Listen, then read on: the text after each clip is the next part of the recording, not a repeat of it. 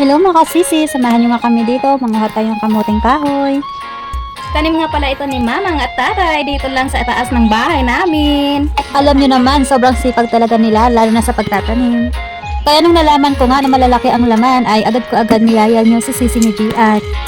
Sakto, may harvest si Tatay ng saging ng saba, kaya naisipan naming maglugaw. Dahil nga matagal-tagal na rin na hindi kami nakakain ng lugaw na kamuting kahoy, kaya naisipan namin na pumunta sa bukid at kumuha ng kamuting kahoy.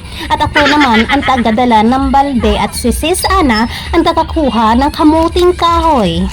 Sakto nga, umulan kahapon kaya hindi kami nahirapan kumuha ng kamuting kahoy sa pagbubungkal kasi po sobrang init dito, as in mga inday. Kung nakikita nyo nga, ang puno ng kamuting kahoy ay wala na mga dahon kasi summer po dito sa amin, sa probinsya. Naalala ko nga, nung elementarya pa lang kami, aray ko, nang naaalala ko kayo. Pero ito na, seryoso.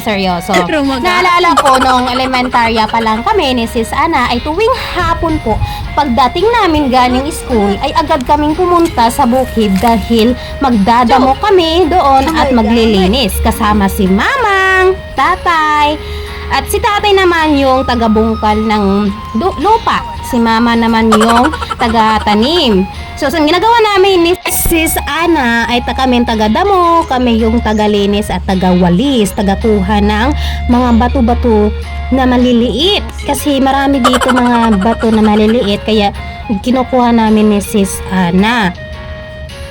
Kaya si Tatay at Mamang na nagtatanim ng kamuting kahoy, tapos saba na saging, gulay, kasi sa tuwing na wala kaming bigas, pumupunta lang kami dito sa bukid, kumukuha ng kamuting kahoy kasi binabalatan namin at nilalaga at pinuputo. Ano ba yan? Parang iiyak ako. Na-stress na nga ako dyan dahil yung sa pinet masakit sa panet. Hindi yun. Sa balat ba? Sa balat. Alam niyo ba, ang pagtatanim ng kamuting kahoy ay 4 na buwan lang, ma-harvest mo na ang kamuting kahoy. Pero hindi ako sure kung 4 na buwan kasi tagakuha lang ako ng kamuting kahoy ni Mother. Aray mo, pakak! Akala mo expert ha, pero seryoso, pagkakaalala ko kasi 3 buwan or 4 na buwan, meron ka ng kamuting kahoy. Hinday. Pero maliliit pa lang. Pero hindi ako sure kung anong buwan talaga siya ma-harvest yung mga lalaki. At nakita ko nga mga bulilit dito, si Rai Rai at ang pamangkin ko at si Modra. Sinundo na nga kami ni Sis Ana dito sa bukid kasi ang tagal-tagal namin dito sa bukid. Ayaw ko kasi umuwi na hindi puno ang balde namin. Kaya sabi kay Sis Ana na hindi tayo uuwi hanggat hindi mapupuno ang balde. Stress na nga dito si Modra kasi ang tagal-tagal namin. Kaya ang sabi ko kay Modra, relax. Kaya namin ito, maghintay ka lang dyan. Napuno na nga ang balde ng kamuting kahoy, kaya umuwi na kami ni Sis Ana. Ako nga ang tagadala ng balde kasi naawa ako sa kanyang katawan. At tignan mo naman, iniwan ako sa ere, pakimbot-kimbot ng kanyang puwet. Ang gwapa, iniwan sa ere. At naawa na nga siya sa akin kasi pagod na ang gwapa, na-stress na. Kaya tinulungan niya ako papunta sa bahay. Sa wakas nga ay nakauwi na kami ni Sis Ana at grabe talaga yung ngerit ko dyan, yung smile ko dyan kasi sa wakas, how many years kami doon sa bundok na sobrang tagal-tagal namin doon na naguhukay ng kamuting kahoy ay nakauwi rin.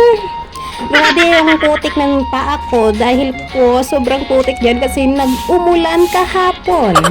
Nagbalat na nga kami ni Modra ng kamuting kahoy dahil maglulugaw na kami at maglalaga. Kaya, tinulungan niya ako. Kung nakikita nyo nga, ang saging na sabay, luto na or sa inyong tawag dyan ay hinog, ay gusto po namin ni Sis Ana na hinding hinog na hinog kasi nakakaiba sa lugaw pag hinog na hinog yung saging na saba. Masarap kasi ang lugaw na may saging na saba na hindi dunot. Aray ko, takak, dunot! Kasing sarap ko ba, Ay, hindi yon. Iba din naman yung naisip mo, ha? Sinaksak mo nga dyan ni Sis Ana ang kamuting kahoy. Wow! Sinaksak! Hiniwa kumbaga. Dito nga namin tutuin ang lugaw sa labas ng bahay namin. Kasi pag nasa loob kami ng bahay magluluto ng lugaw, sobra po ditong init. Kaya naisipan namin na dito kami magluto sa labas. At ang pamangkin ko naman, ang taga-Dabok. Taga-Dabok. At hindi po dito uso yung gasol. Pag nasa Maynila, uso ang gasol. Dito sa probinsya ay hindi uso ang gasol. Tradisyon na kasi dito sa amin, magluluto